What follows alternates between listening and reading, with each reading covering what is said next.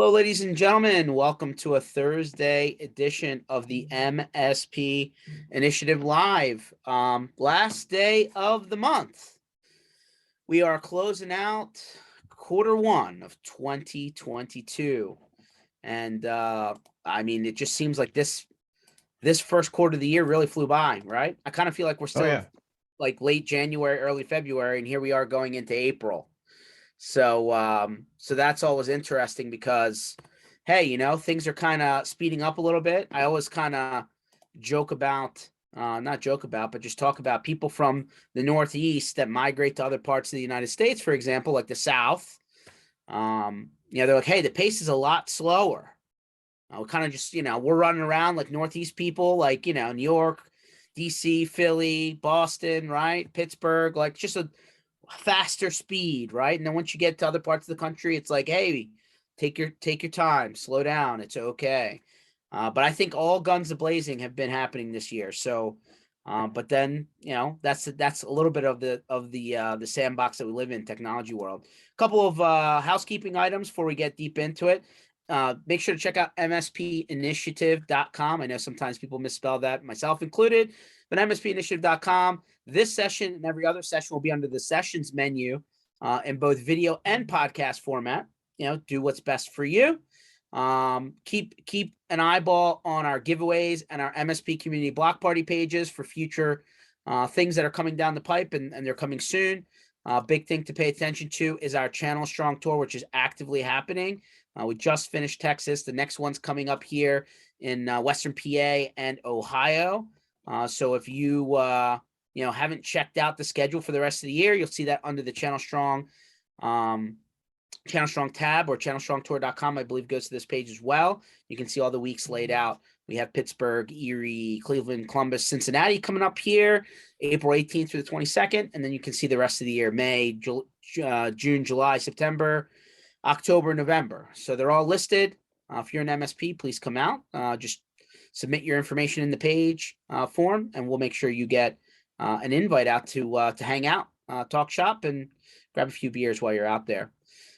Without further ado, we have my good friend and fellow traveler on the line today, Eric Anthony, who's over at Egnyte. How are you doing today, Eric? I'm doing great, George. How about you? Yeah, I keep on traveling to warm places when it's still cold up here in the Northeast. Every day it's like a little bit of a roller coaster, right? Feels like it's getting warm, feels like we're almost there, and then cold and snow and wind, but snow like flurrying, hopefully not storm. Yeah, so Raleigh is, trying to decide what it wants to do as well. As a matter of fact, we could have they say, severe thunderstorm actually roll through in the next half hour. So if you lose me for some reason, that's probably why. No worries. It's funny. I hadn't even realized, and I'm sure the people on the line, by the way, thanks for joining, everyone. Ever hear of a snow squall? I didn't even really know that such a thing had a definition until I got a couple of them here just driving down the road in PA. And it just caused like a pretty crazy pileup on the highway last week with, coming into early this week, snow squalls, right? It's like just out of nowhere. It's like high wind, snow, and then like all of a sudden everything goes away, sun's out, and you're back to regular weather. I don't know if I would call it a snow tornado, but it kind of felt like that. Yep. Don't recommend you driving it. Yeah, there you go. Snowado, according to Pete. Yeah, it kind of feels like that, Pete. Darren says maybe it was a targeted event. They're coming after me. Could be, Darren, but my car's okay. Thank God. Yeah, thank goodness you weren't that poor kid in the red pickup truck in the tornado, huh? Yeah, no. And trust me, there's no Superman story here. Nobody's coming to save me out of the tornado. So let's talk shop a little bit, right? Like every hour, every day, every week that goes by, something new happens in technology land. I got some current events that are worth talking about. Eric, you've been out on the road. You've been talking to people. You kind of know what's happening out there too. So yep. We're gonna see where we get to. So first of all, and not trying to be competitive or non-competitive, just talking about the news. The CEO of ArcServe comes out this week. Remember, ArcServe had acquired or merged with StorageCraft, familiar name in the MSP circles. So StorageCraft, obviously, for anyone that doesn't know, I hope most people do, another backup solution out there. And apparently they lost a lot of data, like MSPs who are using StorageCraft for like their BDR, BCDR, kind of DR from a backup perspective, had an oops. I'm sure a human being somewhere pressed the wrong button. That's always how these things end up. But apparently a bunch of customers' data that was being stored in the StorageCraft cloud deleted, unrecoverable. He comes out and makes a statement saying that's unacceptable. I would think a lot of people would say, if they're paying you specifically for that service, probably would agree. Kind of brings a light into now more questions have to be asked, which from an MSP perspective is difficult, but from a vendor standpoint is also difficult, right? What have you heard about it? What do you think about it? What would you do if you were an MSP still dealing with that?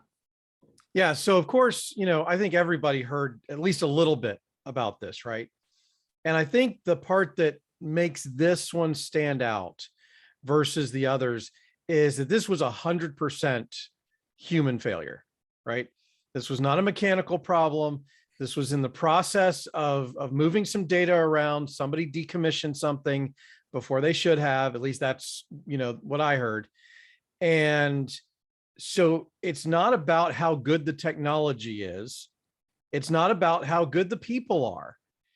These things are going to happen from time to time, and you have to protect yourselves from it. As an MSP, just like you asked, I would make sure that not all of my eggs are in one basket, right? Obviously, backup is huge. Backup is extremely important. But if you are relying on strictly cloud for your backup, that's a bad idea.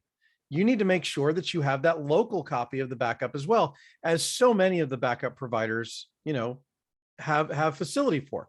So I think the big thing here is that no matter how good the technology is, no matter how good the people are, things are going to happen, right?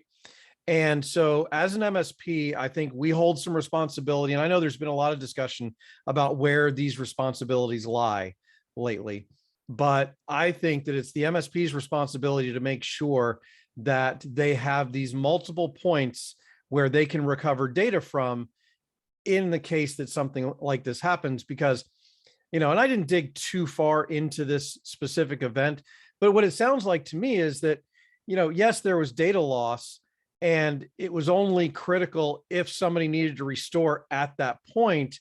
The big inconvenience here is that they have to reseed all of that data, right? And that's the thing. This is the concern, right? Like if you're historically keeping points in time offsite, which a lot of people do, it's pretty expected, I think, at this point. And now all of that historical data is gone. It's a hard question to go back and have with your customer, right? Like, hey, Yeah. sorry, I know you've been paying for this service, but it's all gone. Doesn't feel good. Right. And, in my previous life, obviously I've worked other places here in the channel, in addition to being an MSP, but some of those local storage options for your backup will allow you to have those multiple points in time. So it's not just important to have multiple copies of the current data locally. It's important to have that series of point in time backups available locally as well as in the cloud. Yeah, I think it's some people think backup is a done and said and done story. There's no more magic to it. Everybody knows what it is. Everybody has it's something that works, and they now there's other problems like security that seems to be the hot button. But guess what? It's all fun and well until the tire blows out and you don't have a spare, right? Yep. Well, I think what's happened is we've started to treat backup as a commodity, and George, you and I both have been in this long enough where we remember where backup was not a necessity. Yeah. It was not something that we sold on a regular basis. It's true. It's true. And And that's changed over time.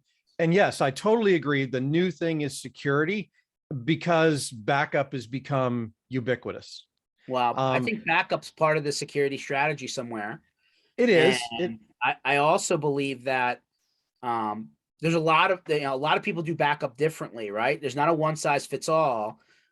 Keith pops in. He's always got good commentary going in the background, but he says brings up a quandary. Some industry leaders have been advocating 100% cloud for a long time. I think you made the topic earlier, Eric. One size doesn't fit all of your eggs in one basket may be a challenge, and you need to have a better strategy. Yes, absolutely. Now, that being said, to Keith's point, I think if you have multiple instances in the cloud, right? If you have, let's just say StorageCraft for backup, but then you have those files someplace else as well. You know, uh, I think it matters, just having the multiple copies if you're going 100% cloud. And that means, if you're using Office 365, that you're using something to back up Office 365, and those are two separate companies. Because I think one of the key things here is it has to be multiple entities. Yeah, I keep on wanting to sell those T-shirts. I'm sure somebody's doing it. The cloud is just somebody else's server. Right. So and then the other problem, which we've seen coming out of 2021 into 2022, how many times did AWS go down? Like many times, like count on my both hands times. And having all of your data in one data center region is the same thing like having all of your backup and your production data in the same place.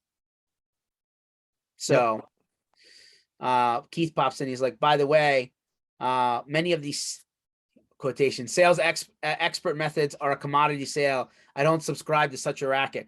Well, I mean, to that point, Keith, I think a lot of people just have to understand. At the end of the day, a lot of people are going to offer you a lot of cool technology, but the value add that you bring as the expert for your customer is which one fits, how to deploy it, and what makes sense for your customer based on what they need and what their requirements are. And cookie cutter isn't the solution, right? There isn't any silver bullet to everything, right? When we talk security, Eric, it's like there's no one security product that's a silver bullet. I know they love to market themselves all that way, but that's not true. There's a science to this, and there's a multi-phase approach to this. And I think everybody should take that to task, right? I know money dictates a lot of what we're talking about. I'm not naive to that, and neither is your end customer, because I know that's where the rubber really meets the road. But I argue, and I've been saying this now for many months, the tide seems to have shifted some because now the end customer is more interested in spending more money if they can get a little bit more peace of mind. And that maybe it wasn't the case pre-pandemic, if that's the right time frame. I would think coming into 2020, there were still a lot of people saying my customer doesn't want to spend more. Everything's good, everything's working, and they just don't find it as a high priority. I think the priority has shifted. Yeah, I would agree with that. And I think what I'm seeing is I'm almost seeing a polarization. I'm seeing a group of MSPs who want to provide services to their clients, but what they're doing is they're providing exactly what the clients ask for, not necessarily what the clients need. So I think there's this other group of MSPs who are listening to what the clients want, but then going out and designing a solution to fit that client's needs rather than saying, okay, you want a backup? I'll throw a backup in here. You want, antivirus? I'll throw an antivirus on all your machines.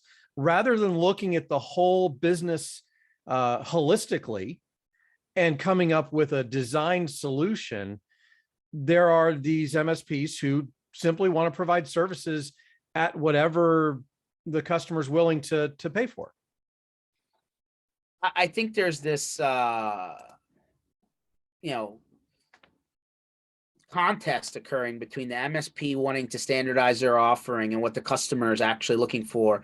I believe that like 60 to 80% of this can be standardized, but there's always that top end of the conversation that changes customer to customer. So take a little bit of time and think deeper through that. I'm going to move on to the next one here, Eric. Can't take the 700-pound elephant out of the room. Microsoft after NCE, I know Ken Patterson's just going to poke my eye out somewhere. After NCE comes back and changes their partner program again, like back to back, double whammy, and says, hey, we're going to start scoring our partners. And if you can't score 70 or above out of 100, you don't qualify to be a partner. You don't get partner. There's no more silver. There's no more gold. All of the partner benefits are based on you hitting this score. And apparently the score is really what many people have been saying is based on growth, net new logos, not necessarily maintaining your existing partners unless something's changed. Obviously, Microsoft does react sometimes to feedback. There seems like there's a bigger strategy happening over there, Microsoft, Eric. I think that it feels like they're weeding people out. And I would agree with you. I actually wrote on this not that long ago. And I think that there's definitely a move by Microsoft here to focus on their larger partners. And if you think about it from Microsoft's point of view, their goal for their shareholders is growth. So they're doing exactly what I would expect a large corporation in their position to do, because their larger partners to them are more valuable. Now, I think the other side of this is that they are not paying attention to all of the MSPs in the market that are handling services for all of these smaller customers of theirs, right? And Microsoft is, and I'll just say it, they are incapable, flat out incapable of supporting all of the small to medium-sized businesses out there. And they have to rely on the MSP network, the MSP industry, to support those small to medium-sized business customers. But they're making it a lot harder to do that when they lock people into the partner under the term. You can't move them. Yep. Maybe there's a bad marriage there. It works in both angles. It also is, hey, a lot of people think that Microsoft's systematically moving closer and closer to the end customer, and as a result, just making it, more consumable and less partner driven. So does the partner exist anymore when everything's on Microsoft's infrastructure? Like these thoughts, we've been kicking around these thoughts for, I feel like 25 years, but now it seems like it may actually be getting closer to that story. Right. But at the end of the day, is Microsoft going to come in and add users? Is Microsoft going to come in and configure their Microsoft 365? They're not. They're just not capable. They don't have the manpower. If it's not worth the cost to them. If they make it simple enough for the end user to go and add that additional user on their own, do they get the same effect? So here I think that, we're now leaning towards the conversation of, can you actually deliver services like Microsoft 365 as an end user manageable platform? And I don't think it's there yet. Not for an individual user, maybe, for a home user, but not for an environment, a business environment where they might have, SSO and these things where it connects to other integrations, other applications. I think that's where that's going to fall down. Okay. Interesting. Keith pops in. Gotta love Keith. He says, what about legislative reaction? At some point, does the antitrust monopoly discussion, raise up? It's interesting that you say that. So I'm going to tie that comment, Keith, into this next one. So obviously we know there's a military action, we call it a war, I think, overseas. And now the federal government is moving to start banning Russian-based companies. Kaspersky, this is not the first time this has happened, by the way. This happened in the last administration as well. They tried to move these guys into the do not use list. Kaspersky, obviously one of those antivirus endpoint companies that have been around for a long time, right? You're not new. Here you go. Company software was banned from federal military network since December of 2017. That hasn't changed. They're now just telling the general public, do not use these guys.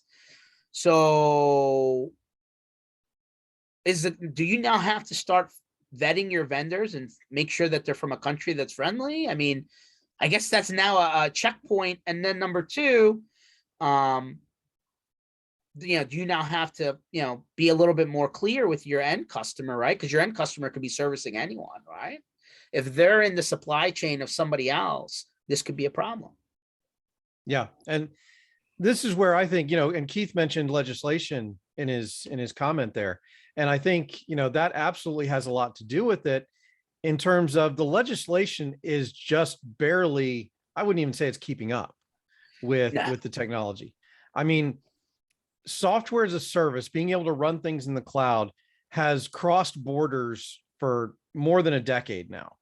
And, how do you catch up and try and now start putting a fence around that? I mean, it's possible, but, how quickly can we change people's lives? Can we cut them off from applications? Because let's say, it wasn't an antivirus solution like Kaspersky. Say it was a solution like Microsoft 365. Are we suddenly going to cut off entire countries from Microsoft 365 because two countries no longer agree?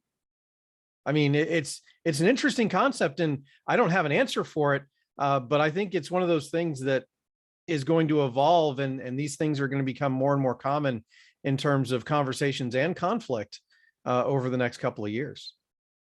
So Darren did pop in and said, Microsoft is clearly moving into the direction to try and own the entire customer relationship. And then Keith comes back and says, and now you run into where your supplier's headquartered. Where does their development occur?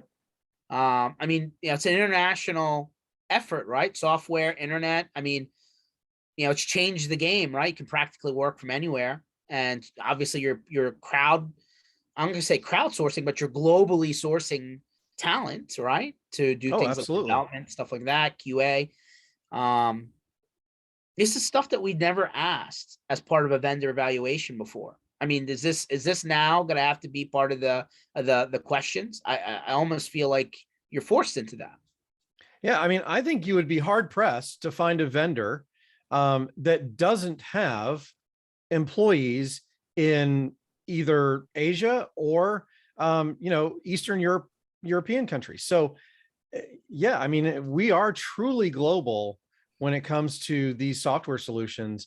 And I don't know how we're going to manage or catch up with that. Now going back to Darren's comment about Microsoft owning the entire relationship. Again, I just want to point out, especially right now, because they don't have the platform to do it. They cannot manage the everyday requests of these small to medium-sized businesses when it comes to managing Microsoft 365. I think that's where Microsoft has missed the mark. They don't understand that they can't play in that space because they simply don't have the people. It would cost them too much money to play in that space. But they just raised everything by 20%. Isn't that enough? Did they just schedule new slots? Only if they sign for a year, or only if they go for month to month. If they sign for a year, the price stays the same, correct? I think that's the case for a minute, but then they all, if you, after that 1 year period, if you didn't get there early enough, the price does go up. And then if you go month to month, it goes up again, right? So like that whole story it's just money on top of money now. It's like compound interest. Well, I mean, maybe they're gearing up and raising those prices so that they can do that management. In that case, I think we have something to be concerned about. I'm going to open up the mic here in a little bit because we'll get live feedback. I got one more one. So hold your typing, guys. Hold your typing. We're going to let you talk and have like an open, almost like a radio show here. Let me get this last one in here. HP, this was earlier in the week. We had like two UCAS style announcements. HP wants to do a $3.3 billion cash buy of Polycom or Poly. And then Sangoma, who is largely the corporate commercial entity on top of Asterix, acquired yet another company in NetFortris. So that one's not as interesting. This one, because Poly is ubiquitous for headsets, video conferencing, desk phones, conference phones, what have you. Here we go. Again, a little bit of market consolidation.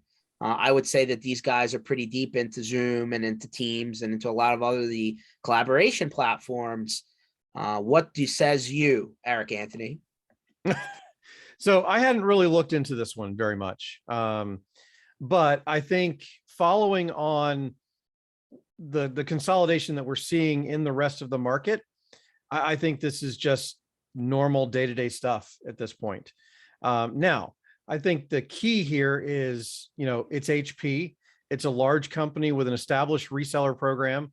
How is that going to affect MSPs being able to source that equipment? And of course, we're having other sourcing issues in terms of supply chain.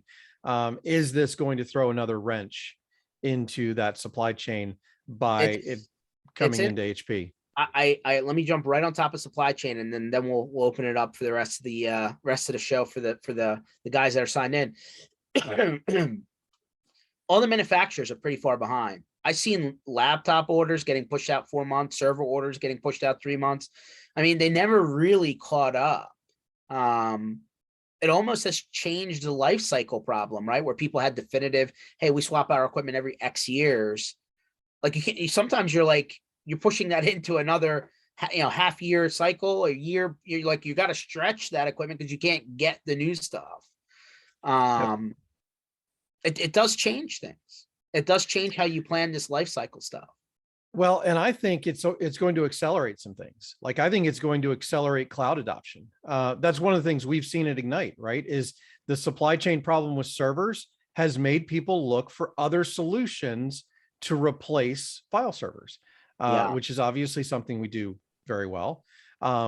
Mainly because we keep the same experience for the end users, right? You can take out a physical file server and put in Egnyte, and they use the same X drive on Monday that they were using on Friday. So I think that that's going to accelerate all of the endpoint matters less than what they're accessing from that endpoint. So they can just swap out the endpoint, and whether they get the endpoint is a tablet or it's a desktop or a laptop, and it doesn't matter what vendor they get it from, I think it's going to accelerate that in the industry. Okay. All right. We're halfway through. So now I'm going to just give everybody the option to chime in. Feel free. Look at that. Keith's the first one to unmute. Go ahead, Keith. Hit me, buddy. Hey, how you guys doing? Doing all right, my friend. How are you? Keith. Excellent. How you doing, Eric?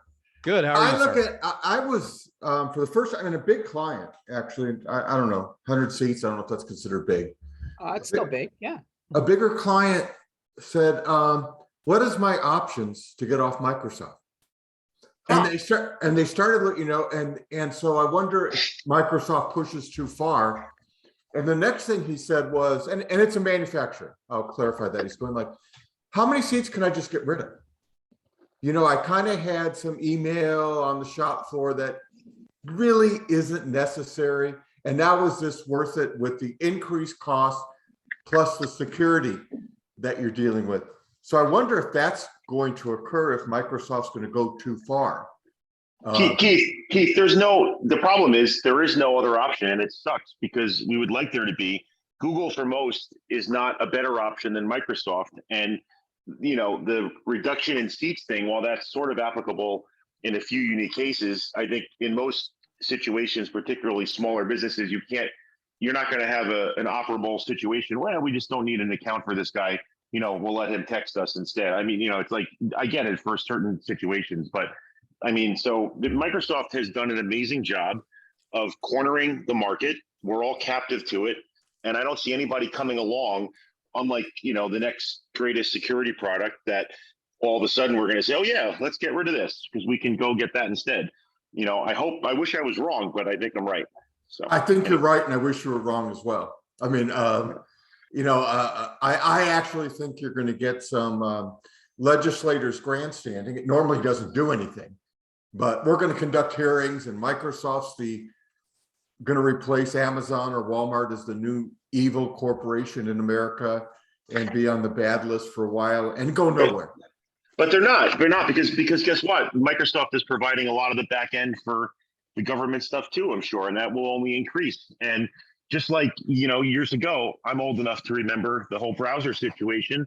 I mean, you guys saw over the last couple of years, I'm sure, what's happened with Edge, basically, prompting at every single update cycle. Oh, you should be using Edge. Let us just import everything and switch your default with just one click, which looks like it's saying no, but it's actually saying yes. I mean, it's not going to happen. Like they've got their dominance, and that's where it is. Yeah, but that's a prime example. They did grumble. Nothing happened. And that was kind of my point. I think you'll get a lot of grumbling and nothing will happen. There was a time where Microsoft, IE was going to be, they were going to have to change their whole practice. And there was all that possible legislation coming out, and they just redid the same thing with Edge. So, yeah, absolutely. It's unbelievable. It's even worse than that ever was. And it's just like, yeah, well, that's what we're doing. And, every single time, I mean, we see it all the time. People are, making Edge their default with no desire to do so. So. And by the way, I had another question, because I heard this from a finance guy who's not a technology. He basically came and said, and it's a company that's a pretty big investment, said, the people that are buying into your tools, the equity investors, are in trouble. And I was wondering if anyone else heard that. He said, you got to watch it. A lot of them are overextended now, and they've overvalued some portions of the market. And he said, that should be of a concern to you guys. Now, Keith, I assume when you're saying that, you're talking about their investments in MSP vendors. He was talking, he didn't specifically, he said the equity groups that are buying into our business are in trouble in their portfolio. And I asked him, I said, could you elaborate? And he said, let's have breakfast tomorrow night. Because I was wondering, is it just what they invested in our portfolio or in other portfolios? Well, I mean, Keith, let's zoom out for a second, right? And I was actually just reading a document this morning, just going over the last 24 months and what valuation trends have been looking like and what offer sheets have been looking like and what different rounds have been historically, over that time. There was a lot of money that was sitting and waiting during the pandemic. That was just, the clock was already ticking. And so these guys got a lot of these deals in under the wire before the clock hit midnight on, New Year's 2022. And remember, these portfolio companies don't need every single one of those guys to hit. They only need a handful to work. And if the rest don't, they still are ahead. So while there's been, at the end of, mid to late 2021, the valuations were high. And why wouldn't they be as high today, are more about the market shifting based on the current situations, right? Inflation, gas prices, war, all that other stuff that's hurting the everyday American changes the market for the private equity guys too, and interest rates, etc. So at the end of the day, maybe, and Eric, I don't know if you've heard the same number, 7 out of 10 investments don't pan out for the private equity guys. If the 3 that do hit hard, they're ahead. Yeah. Those numbers sound pretty accurate. And you're right. They only have to have a small percentage of wins, of really good wins, to make their entire portfolio win for them. They expect most of those will not pan out. Now, they won't be catastrophic failures, hopefully, but they won't have so much of a negative effect on those winners. Like Electric, I forgot to mention it. I'll pull up the article if you want. Yep. Electric $1 billion valuation. They're now on round D. Their round D pushed them into $1 billion valuation. Keep in mind, they're an MSP that has their own software development arm building out this automation platform to try and make SMB IT as self-service as possible, knowing that the stuff that isn't self-service very well requires engineers and technicians just like any other MSP. And then obviously then go into that phase like anybody else, right? Where they submit requests for help and ultimately help is provided. But it's amazing that they're getting a SaaS valuation on an industry that's largely a human service based industry, no different than accounting and lawyers and all the other stuff, architecture, whatever. So, you want to talk about, is that the right valuation or not? I mean, some investor did give them that valuation. Do we all agree with it? No, I haven't seen their balance sheet, but I know our friends over at Techvera got acquired not too long ago by Electric, and they say, all steam ahead. Well, and George, it brings up, because we go back to that platform that I talked about earlier when we were talking about Microsoft, right? That would be a dangerous play. Like Microsoft acquiring somebody like that to fill that gap that I was talking about that Microsoft currently can't serve. That's what should keep MSPs up at night, or of course, one of the things. It's not the only thing, but that's where we need to continue to find ways to differentiate ourselves in the way that we provide our services and design solutions for individual clients, because that's where platforms fall down. That's where large companies fall down, is they have to do things at scale. They can't afford the one-on-one attention that these small to medium-sized businesses need. And so it's that one-on-one attention that I think gives the MSP the advantage over their larger competition. Well, if you go talk to Reese or Justin Dews, excuse me, over at Techvera, they'll tell you that the reason Electric acquired them is because Electric's really good at the development automation side, but they needed help learning the relationship service delivery model that wasn't really installed over there. And that was the reason why it made sense to have that marriage. Which means that automation isn't king. You can't take the human element out of it so much so that all you're doing is talking to a bot and hoping that it works out. I just don't see it. Right. So it'll be interesting to see moving forward how much of that automation work the people at places like Electric, and there's a lot of companies out there dealing with AI bots.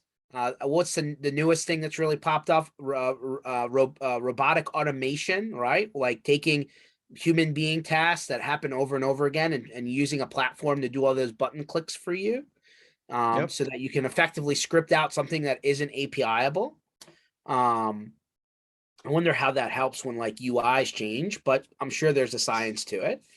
It was interesting. I was talking to somebody the other day, and they asked,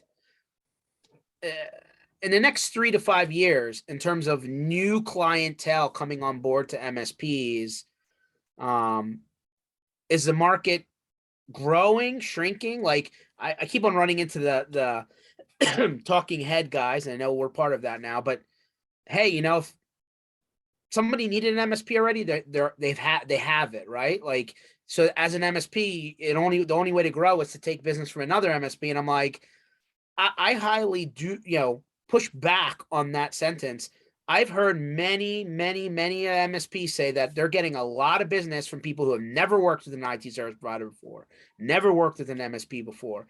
And like that, of the 100% of small businesses in America, remember at one point, it was half the economy, small businesses. Hopefully we're getting closer back to that point as things recover.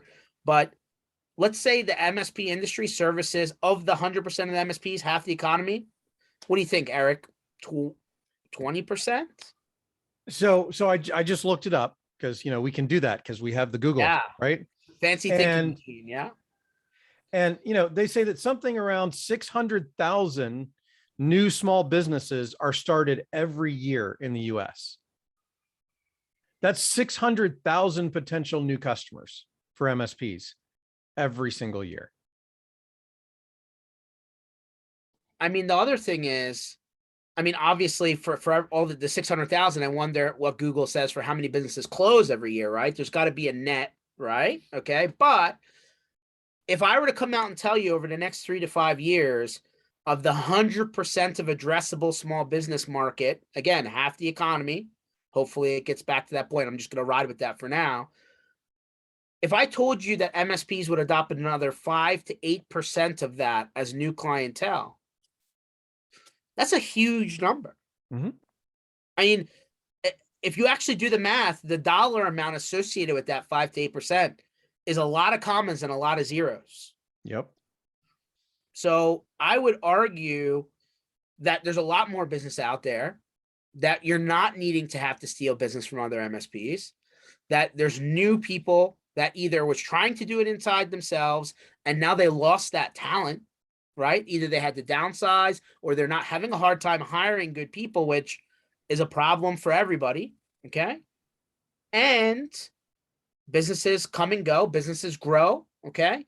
And I just think that the addressable market is much bigger than what's currently being serviced by the, what is it, 100,000. I know some people say 80. I know some people say 120. Let's just split it in the middle and call it 100,000 MSPs. I mean, there's a lot of business out there that those people are not currently servicing. Yeah, I actually don't think it comes down to a problem of addressable market. Okay. I think it comes down more along the lines of you have more MSPs who are more business focused, and therefore the marketing dollars and the marketing attention being acquired by those MSPs who are really hitting the marketing hard. I think there's just more, I hate to use the word mature because we overuse that word in this industry, but there are more sophisticated marketing MSPs. You know, there are MSPs who are using more sophisticated tactics in their marketing.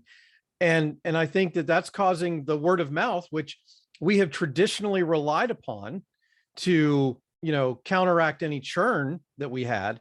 I think that's playing a huge effect in how much harder it is for us to get new clients, because traditionally it's been word of mouth.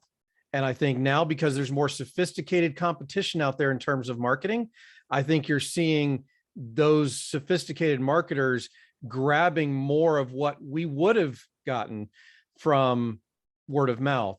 They're getting some of that pool. So I think everybody needs to step up their game when it comes to marketing. Boy, I agree. Here we go. The marketing expert pops right on. I think you hit a point there, but I also think that COVID drove people to be more creative and moving to a digital platform and get those tools on board. So there's still some that are lacking and lagging.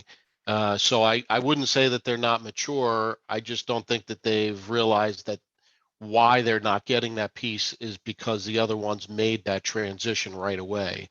And as a result, they grew year over year versus holding or eking out a little bit, right?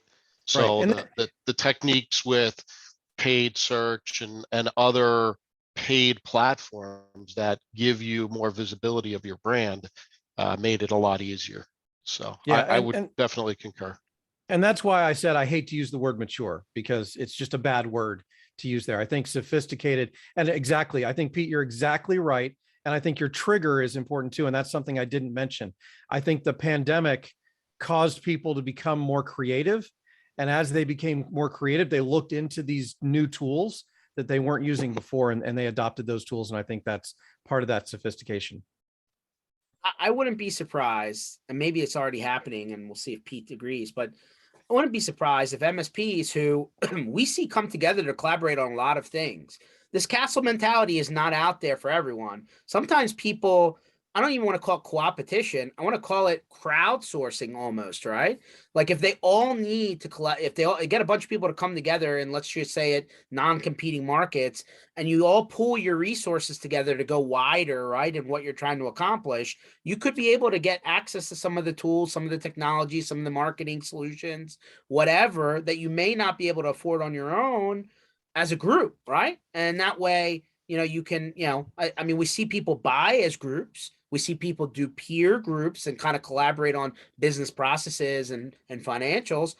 There's nothing stopping them from, you know, doing something similar here on promotions, marketing, and sales. What do you think, Pete? I think that's true. And I think last week we heard it loud and clear from a lot of the folks that attended Channel Strong across Texas. You know, what we heard is a lot of people are saying, I don't have this talent or I don't have this talent.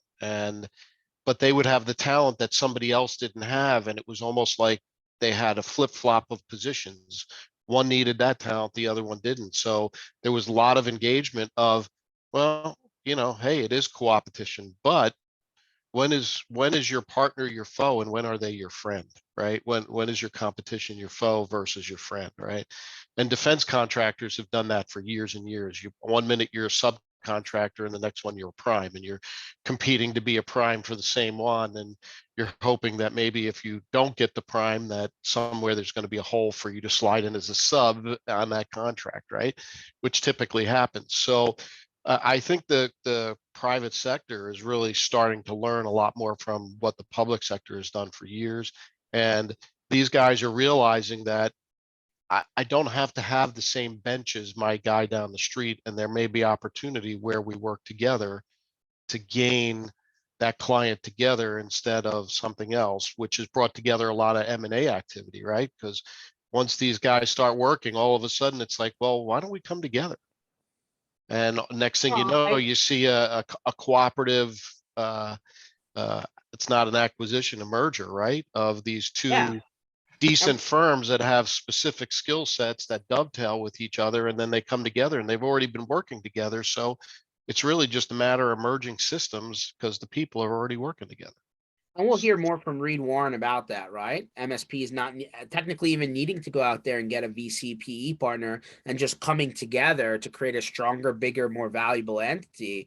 But I mean, we don't have to go that far into the past, guys, in terms of the, community collaborating together. I mean, I know it's a bad situation, right? We go back to, about this time last year, right? We had the Kaseya breach, right? We had MSPs literally coming out saying, all of my customers are down. I don't have the manpower to fix all of my customers simultaneously. And if I do it linearly, it will take me too long to salvage their operation. And you saw MSPs basically saying, if you need help, we're here to help you, right? And that was a great, it's almost like a wartime situation, right? Usually people come together when you're all, facing the same bad guy on the other end. And we see that when bad things happen, like 9/11, for example, or hurricanes or tornadoes or whatever. I mean, that was a great example of the community coming together saying, hey, we're not trying to screw you here. You need help. We have the bandwidth.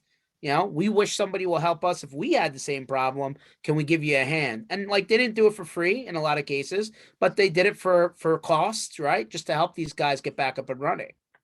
To steal Eric's favorite word, maturity, I think this involves a lot of maturity between vendors. And an example, a very good friend of mine, Alvaca Networks, we have been doing business together and not competing for 15 years because I don't know what to call it. There's a certain, you have to partner with people don't have to be in the position to want to steal your business. So there's some business maturity there that they can look at the fact that saying what I get from that relationship is greater than bogarting him on one deal. And so once you get to that trust level, I mean, it's a great I told you, George, before, I think the world of those guys. I mean, I don't think they're competitors. I think they're friends. They're when people say they need ransomware remediation, I say call Ole and Kevin. That's what they do. That's what they know. They won't come steal your client. They're honest people. They're good people. They have a great parking lot to host events. True. But we'll be back there this year, I'm sure. But they're not Cowboy fans. They're not even football fans. I don't know if you know Ole and Kevin, but yeah, I know Ole for 25 plus years. I have taken some great pictures of him on the racetrack, which is not even applicable to this conversation. He's my alter ego. Is he? Yeah, he's a great guy. I think I even like Unar, so that shows how low I go. My standard's low. It'll big picture zoom out though. Back to the whole, hey, is Microsoft is there a world where they can even service the end customer directly? I think it's already happening. Eric, I think at some level they are doing that direct. And when the partner's involved, great. And they're looking at things at such a macro level. They're not analyzing things to the nitty gritty all the way down to the sub 500 person companies, right? But they do. I mean, I was talking to a guy on Friday, And he's like, hey, Microsoft called my customers asking to, audit their licenses all the time. I was like, is that, I was like, but in reality, they're trying to fish to get them to deal directly with Microsoft rather than through the partner. That was his feeling of that type of activity because it's voluntary. You don't have to comply, but they really want you to comply when you get those calls. And he's like, I don't want anyone dealing with my customer directly. That's the problem. Who owns the relationship? Right. And I certainly think that Microsoft can try and sell more, right? They have salespeople and they're not, beyond trying to do that. I think when it comes down to the management of the solution for a small business, that's what they're not capable of doing right now. And that's an allocation of precious resources of your clients that are going. Attorneys do law, manufacturers build stuff, longshoremen unload ships, and we do IT. So for them to even if Microsoft came out with the super duper best portal ever, you're going, that's a waste of their resources that has limited value. That's at least how I look at it. And so and it doesn't, and it's not an island. It's not like email's an island or, it's all interconnected. So I don't think they can chew off that piece. And then I'm probably wrong, but I think our industry is also a little strange. Like if you think of like building construction, do you go to the manufacturer or do you go to Lowe's, Home Depot, or hardware store or specialty store for kitchen, bath, a granite shop that wholesales or whatever, right? Our industry might be one of the only ones that truly goes out and creates conflict between its partners and its own sales force. And they have since the beginning of time. It's probably the most famous guy who ever doing it was Dan Vertrees back in the old days of Compaq and HP. Well, and I think part of that is created because, look at what Microsoft is doing. They are trying to sell more product. That is basically what, they're and drive more revenue dollars. That's what raising their prices and appealing to their larger partners and rating partners on growth rather than anything else. That's what they're aiming for. And I think because most of us anyway, were technicians first when we got into this, right? We weren't salespeople. We weren't marketers. Our focus was on solving problems for clients. It wasn't on revenue growth. And I think a lot of vendors in this channel tried to go around us because we weren't doing what they expected in terms of growth, because that's just not what motivates most of us. Well, we talked about this a little bit on a prior, session, but it just seems like the vendors that came out of I call it the MSP Sandbox, we're sub-industry. Let's face it, folks. IT is a very big word with a lot of dollars behind it, not just what we're doing. But in our sandbox, the vendors that have come from, I call them up and out, have built the business model to make it work specifically where it fits best for what we're doing, versus the people who have a bolt-on program. Sometimes they have a hard time getting the square peg in the round hole, man. It just doesn't, Yep. Like they're constantly rebuilding their program because they haven't figured out how to do it.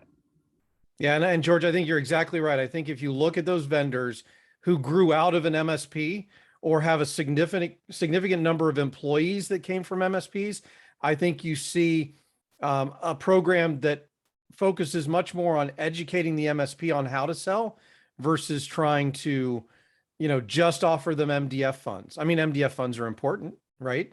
But if you don't teach them how to use it, it's not going to matter. Yeah, no, and it's interesting. I know Pete has a completely different view of MDF funds, but a lot of the vendors never touch the majority of their MDF funds because either A, they haven't raised their hand for it, so they never gave it out, or B, they don't have faith that the people who are asking for the funds are going to be able to use it in such a way to show a return over even a small or semi-small period of time.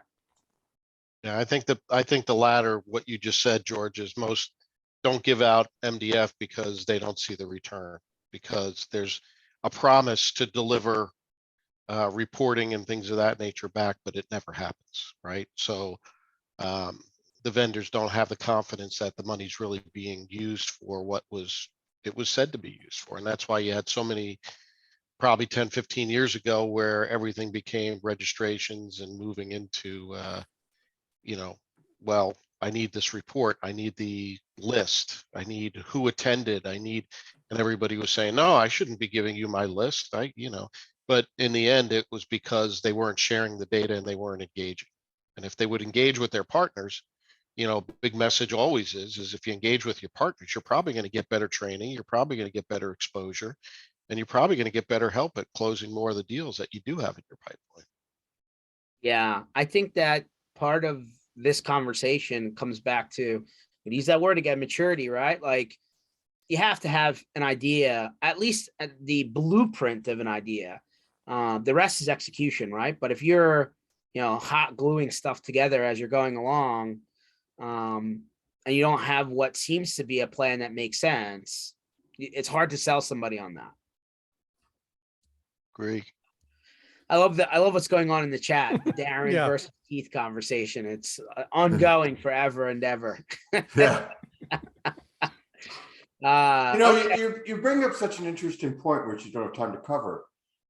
I have a quandary or a moral ethical issue between a commitment to a vendor and a commitment to best of breed for my clients. And that becomes interesting when you start getting into these MDF funds and reporting and defining customer base and saying, is my commitment to my vendor greater than my fiduciary to my client to find the best for his needs? Well, we're definitely going to expand on this probably in the next session when we get a chance, which is, Darren was one of the ones that has been a strong proponent of, I don't know if I want all my eggs in one basket anymore, but if you look at the pitch decks coming out of everybody asking for money from the guys that you think are overvaluing people, Keith, they keep on saying, hey, people, these guys out there want to buy from the same companies, the same trusted sources. The more products they can amass, the more they can, bring those people into buying that package from that one vendor. But, based on the way you're talking, Keith, based on the way Darren's talked in the past, I don't know if that exists anymore like they think that it does. Well, and I think it's very interesting because Keith, it's interesting you just brought up the word fiduciary. I've heard the word fiduciary used in 4 separate conversations around MSP in the last week. Wow. The fiduciary responsibility of the MSP to their clients. And I think there's some great conversations to be had around that concept. Interesting. Finally, I couldn't make a agree valid, more. George, I finally make a good point. What has Oh, it been, 2 years? I never said you never made good points, but when you kept on sneaking all those Dallas comments in, it kind of got lost. Okay. This was like, you kind of kept that off to the side for a whole show, more or less. And you brought everything else. And I think now it's sticking. You see how that worked? Yeah. Yeah. Gotcha, buddy. Darren, I'll give you. I think the times are changing though, between how MSPs view their partner, and the partners are starting to understand that they can be side by side without having to have their brand in front of the end client. And so that gives the MSP just a little bit more flexibility to say, hey, I'm the one in front of the client. I'm the one bringing them to the table, not you. You're helping me and you're bringing me along and giving me that support, because in the end, right now, you're the key that's in my portfolio. But if you don't do that, Pete, you may not be if yours a better solution, right? Yeah, but Pete, I think the days of totally white branding or white labeling a solution, I think that's gone. I don't think MSPs want to start taking on the risk, or Especially the if they listen to Brad. Yeah, I don't not think anymore. Not anymore, right? I mean, co-branding I think is cool, but I don't think what. Yeah. No, so I'm sorry. Go ahead, George. No, it's all you. Take it. I'm just going to say, I mean, if you look at what we see happening over and over, as we've just talked about, a vendor we've selected because they're great at, let's say, backup, now wants to be our security vendor, right? And the you change those two words with other things. And it's, yeah, I'm really scared of that whole approach just on stuff we've seen. And then all of a sudden, Well, we just yeah, saw a phone vendor try and become a security vendor too. I don't think that's going to work either. right. Exactly. Right. And it's like, because everybody now, it doesn't matter if you're, what your line of business is, they all want to push you on something else security. And I get it from the conceptual standpoint, but it's concerning. It really is. So I agree. I think the amassing of products, if it's not in your lane, I find a very poor adoption ahead. But that's my personal opinion. We'll see how it all shakes out. Eric, a little bit different format today, but I love this, right? Because Yeah. this is where the real sauce comes from, right? We're talking shop. But again, everyone, Eric from Egnyte. I know we didn't talk a lot about Egnyte today, but that's cool. I think you can check that out, and you can probably start a conversation with Eric, and I'm sure it'll get there if you need what his company does. But check him out online. He's everywhere, by the way, every platform. Yeah, if anybody needs to find me, pretty much on every social media platform except for TikTok, just type in Eric, ERIC, Anthony, ANTHONY, and MSP, and you're going to find me. You can find me in the All Things MSP Facebook group, pretty much anywhere. If you're interested in Egnyte, it's simply www.egnyte.com/MSP. And you'll find out all about the MSP program with Egnyte there. So not only have you realized that Eric's been around for a while and like understands what's actually happening out there, which is awesome because there's a lot of people out there that say that they do. I'm not so sure that they do. I think Eric's one of those guys that actually does. But hey, by the way, this session and every other session we've done a few with Eric and company, are online at mspinitiative.com under sessions. Definitely go back and rewind this one. I think we got a lot of good ones out of there. And we'll have Eric back, right? Because like we want to make sure that we're getting a 360-degree view of what's happening out there in MSP land. Thanks, everyone. And remember, we do these twice a week. So if you come online, Tuesdays and Thursdays, 1 o'clock Eastern time, Eric, catch up with you soon, buddy. Yep. See you on the road. All right. Thanks. bye, everybody.